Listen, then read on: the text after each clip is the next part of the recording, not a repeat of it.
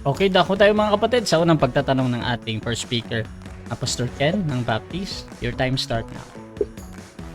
Okay, so unang tanong, Bro Alvin, kanina sinabi mo yung nagbautismo ay Baptist. Tanong, yung bang mga apostoles ay nagbautismo, yes or no? Sagot, yes, nagbautismo sila. Na to, tama ba yung sagot mo? Ang bautismo sabi mo ay Baptist at yes. At yung mga apostoles, nagbautismo, tama ba yung sagot mo na yan, yes or no? Tamang sagot ko si Tama ba na ang nagbautismo kay Kristo na tagapagtatag ng tunay na iglesia ay Baptist, which is the Baptist, yes or no? Yes, si John the Baptist. Salamat sa pag-amen, yung Baptist ay baptizer. At kanina, sa word almanac na ginamit mo, kailan sumulpot o lumabas yung word almanac na referensya mo na ginagamit mo na pantaguyod ng tunay na Iglesia Romano Katoliko? Kailan yan na-publish o lumabas? O, Sabi? binasa ko.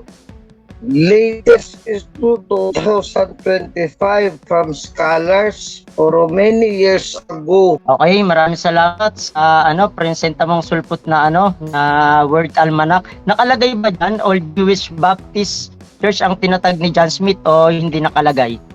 Old Jewish Nakalagay, Baptist. binasa ko litra. Next question. Kahit ba walang nakalagay na Old Jewish Baptist Church diyan ay tinatag ni John Smith, Bro Alvin, ipagpapatuloy mo pa ba yung sinungaling mo? Yes or no? No. So, tama ba yung sagot mo? Hindi mo na ipagpapatuloy yung pagsisinungaling? Kasi wala naman talaga nakasulat na Old Jewish Baptist at hindi sa Jerusalem yung nakalagay dyan sa word almanac. Yes or no? Yes, tama yun sa akin. Next question. Alam mo ba na meron akong mababasa si Kristo ay tinukoy na Baptist sa katagang Baptiste o Jesus? Yes or no? No. Kahit ba, Bro Alvin, maipakita ko sa iyo at maipabasa ko na si Kristo ay Baptist sa katagang Iosus Baptisteis, tatanggapin mo ba Baptist ang founder ng church na si Jesus Christ? Yes or no?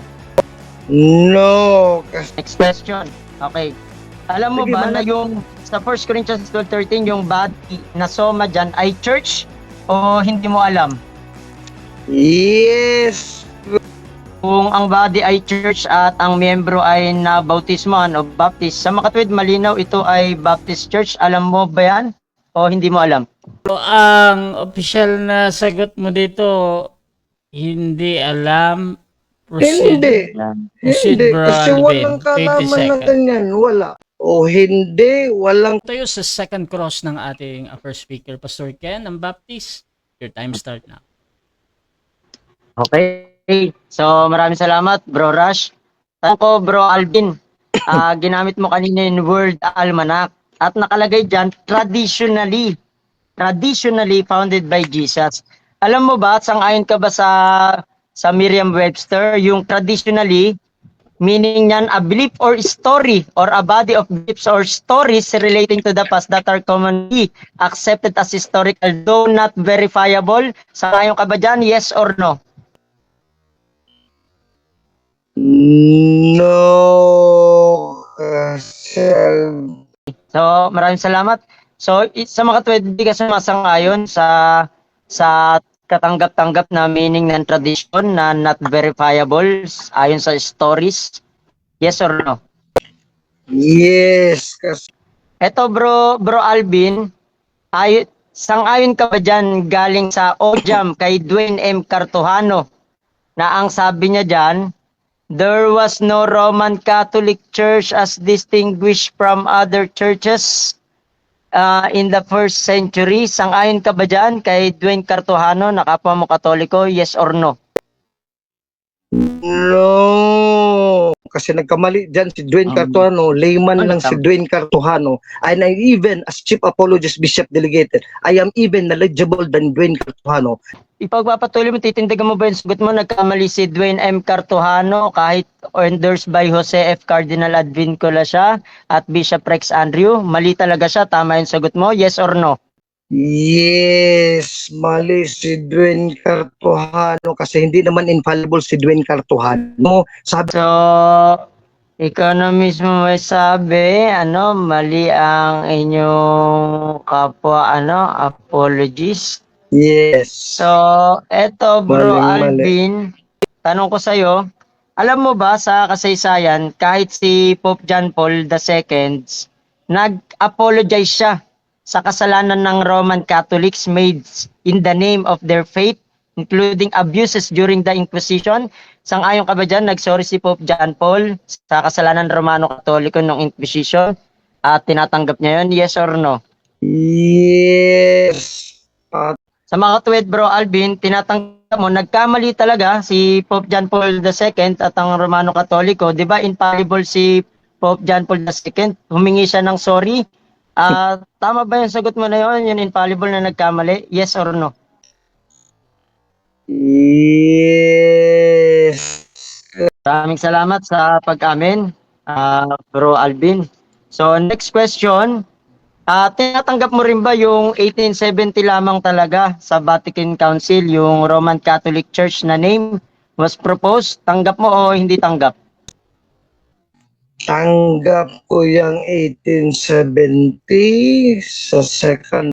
Maraming salamat, bro Alvin, sa pag-amin at sa pagtanggap, So, sa makatuwid, hindi first century yan. 1870 lamang talaga may Roman Catholic Church. Ayon sa yung sagot. Tama ka ba o mali ka doon? Yes, sinabi, pinili ko Berdas. Ako tama, siya mali. Ununo ka Tama. nga, ako tama eh. Okay, Hindi nakinig so, to eh. tama siya. Ito yung sagot. Okay, sabi mo, Next- bro next Alvin, question na. ikaw ay tama sa iyong sagot na 1870 lamang at hindi first century nagkaroon ng Roman Catholic Church. Titindigan mo talaga yung sagot mo na yun? Tama yun? Objection, Yes or no? moderator. Objection, moderator. Proceed, objection. Kasi wala ko kasing sinabi, moderator, na 1870 lang tapos hindi early first century. Dinagdagan ang dadaragdag talaga to ng akusasyon eh. Huwag kang ganyan, Pastor Ken. Wala kong sinabing ganyan. Okay, so counter objection, wala daw siyang ginagawa. Counter objection, sumagot kasi siya sa tanong ko na 1870 lamang. At Hindi, hindi walang first lahat. century. Wait lang, bro Alvin, okay na. Sumagot siya ron. Dagdag na Kahit naman eh. Okay. i-rewind ito, bro Alvin, naka-record. Okay, so So, yun ganito lang, yung bro. judgment ha. Sa question kasi, hindi ko talaga pinapakialaman kung nagsasabi ba ng totoo or nagsisinungaling si Pastor Ken na sinabi talaga ni Alvin doon.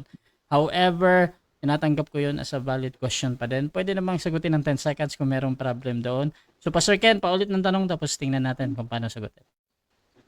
Okay, so tinatanong ko lang kung tama ba yung yung sagot na yon ni Bro Alvin na hindi first century 1870 lamang may Roman Catholic Church at ipagpapatuloy titindigan niya talaga yung sagot niya na yon? Yes or no? Yes. Kasi Yes. tama yung sagot ko. Kasi, Okay, next question. So, tinatanggap mo rin ba na kayo, Romano Katoliko, ay bishops under the Pope lamang? At Time. mababasa natin yan. 7 minutes tayo. Yes or no? 7 minutes time No. na. 7